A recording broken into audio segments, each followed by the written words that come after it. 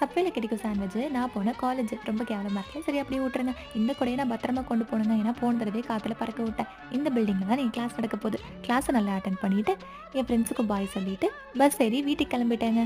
போயிட்டு இருக்கும்போதே, வீட்டுக்கு போலாமா? கடைக்கு போலாமா? வீட்டுக்கு போலாமா? கடைக்கு போலாமான்ட்டு ஒரே கன்ஃப்யூஷனுங்க.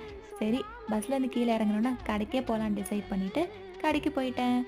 ஸோ எனக்கு தேவையான திங்ஸ் எல்லாம் இந்த கடையில போய் வாங்குனேங்க. ஃபிஷ்ஷு வாங்கலான்னு போனா, இந்த ஊரு ஃபிஷ்ஷு, சால்மனு, டியூனான்னு தான் இருந்துச்சு. சரி வேணாம் அப்படின்ட்டு அப்படியே நடக்க ஆரம்பிச்சுட்டேன்.